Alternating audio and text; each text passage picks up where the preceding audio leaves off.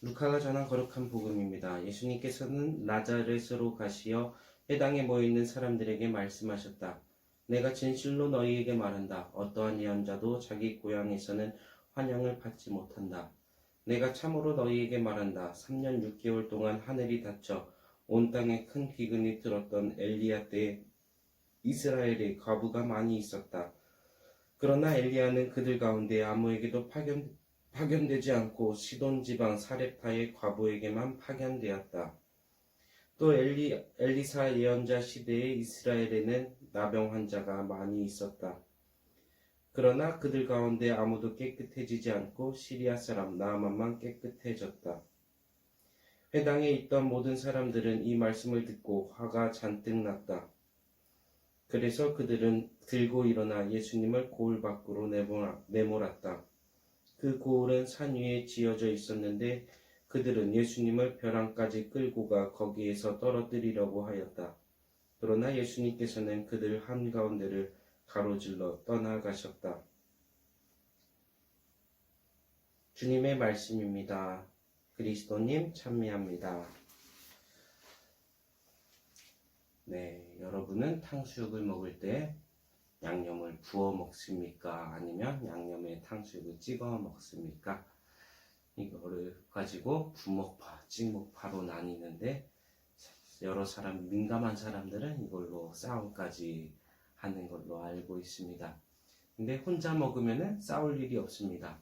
내가 부어 먹든 찍어 먹든 선택을 하면 됩니다.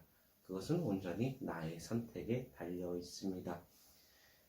만약에 항상 찍혀 먹힌 탕수육이 있다면은, 그리고 주인이 항상 찍어 먹는 걸 좋아한다면 이 찍혀 먹는 탕수육은 부어 먹히는 탕수육들을 선택받지 못한 놈들, 불쌍한 놈들이라고 이야기할 수 있겠습니다.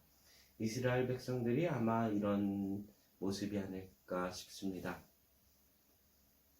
하느님께서는 이스라엘 민족들을 선택하셔서 그들을 통해 구원 역사를 시작하셨습니다. 그래서 이스라엘 백성들에게는 선민사상, 우리는 하느님께 선택받았다. 그리고 모든 온 세상은 예루살렘에 모여서 함께 시작할 거다. 그런 선민사상들이 강했습니다.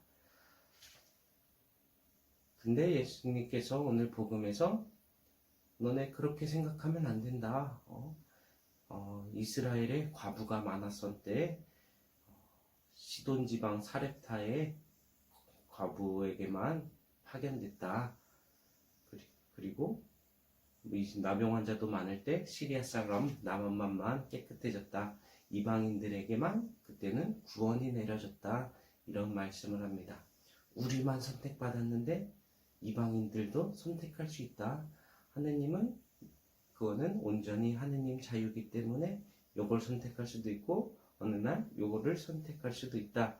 그러니 그런 우월주의는 버려라 라고 말씀하시는 듯 싶습니다. 우리도 하느님께 어떻게 보면 선택받은 사람들입니다. 세례를 통해서 하느님의 자녀로 태어나서 그리스도의 인으로 하느님을 아빠 아버지라고 부르면서 그분의 사랑을 받으면서 찬양을 드리면서 살아갈 수 있는 선택받은 사람들입니다. 그러나 우리가 그 선택받은 것에 합당하게 살아가지 못한다면은 하느님께서는 다른 사람을 또 선택할 수 있겠습니다. 선택받은 사람들의 모습은 하느님께서 좋아 보이는 대로 행동해야 할 것이고 그 좋아 보이는 행동은 겸손 그리고 이웃을 사랑하는 모습에 있지 않을까 싶습니다. 유대인들은 예수님을 그래서 벼랑 끝까지 몰고 가서 죽이려고 합니다. 우리가 우월주의를 갖고 있는데 무시했다고 화를 내는 모습입니다. 우리도 때로 화가 날 때 내가 어떤 면에서 우월했음을, 내가 겸손하지 못했음을 돌아보면서 조금 더 사순식이 철저히 낮아지신 예수님을 본받아 우리도 조금은 작아지는 노력도 잊지 않았으면 좋겠습니다.